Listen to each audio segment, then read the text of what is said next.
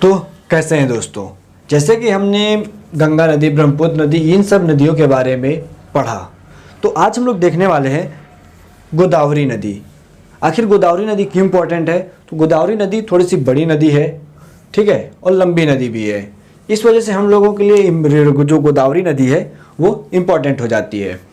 क्योंकि गोदावरी नदी कहाँ से निकलती है, चलिए अब उसको देखते हैं। जैसे गोदावरी नदी जो महाराष्ट्र के त्र्यंबकेश्वर के नासिक से निकलती है, ठीक है। गोदावरी नदी शुरुआत में तो कोई भी बिजनेस स्टार्ट करो तो छोटा ही रहता है, तो उसी प्रकार ये भी छोटी सी नदी, और ये जब आगे चलती है, ठीक है, तो ये पूर्व दिशा की ओर चलती है और बे ऑफ बंगाल में गिरती है, बंगाल की खाड़ी में। तो इसके जो राइट हैंड है, मतलब इसको जो दाहिने हाथ की नदियां हैं वो नीचे की आएंगी और बाएं हाथ की नदियां ऊपर की, जैसा कि मैंने अपने पिछले वीडियो में आपको ये सब बता रखा है। तो इससे सबसे पहले नदी जो मिलती है वो है आपकी प्रवरा।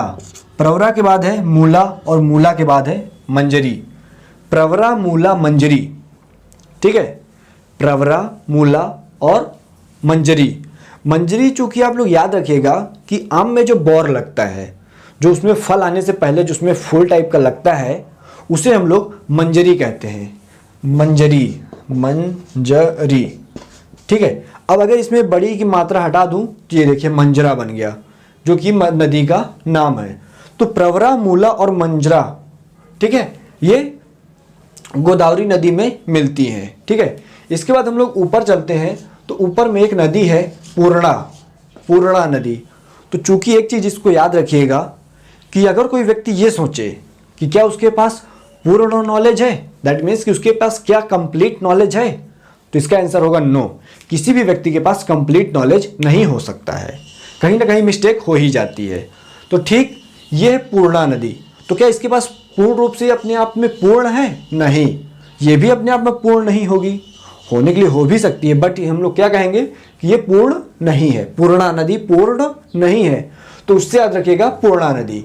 इसके बाद है आपकी वर्धा, ठीक है। तो वर्धा नदी, वर्धा नदी में कुछ नदियां आकर के मिल जाती हैं जिनका नाम है पेनगंगा और वेनगंगा।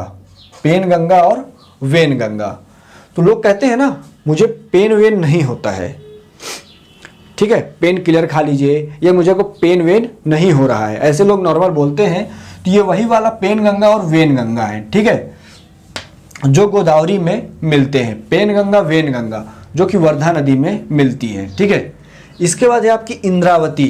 चूंकि याद रखिएगा कि इंद्रावती जो नदी है आपकी, ये बहुत इंपॉर्टेंट है, ठीक है, तो इसको स्किप मत कीजिएगा, इंद्रावती, ठीक। और इंद्रावती के बाद में है आपका सबरी नदी, ठीक है। अब सबरी नदी को आप लोग तो भूलेंगे ही नहीं। क्यों नहीं भूलेंगे? तो इतना जान लीजिए कि सबरी माता जिनके जूठे पैर राम जी ने खाए थे, आप लोग उन सभी से वाकिफ होंगे, ठीक है। सबरी जी के जूठे पैर राम जी ने खाए, तो ये वही सबरी नदी है जो गोदावरी में मिलती है। तो आप लोग कैसे इस सबरी नदी को भूल सकते हैं?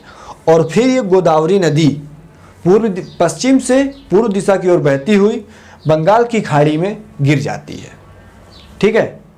तो अगर इसके शॉर्ट नोट्स चाहिए, ठीक है, तो कमेंट कर सकते हैं, आपको नोट्स मिल जाएंगे इसके कंप्लीट कलरफुल में।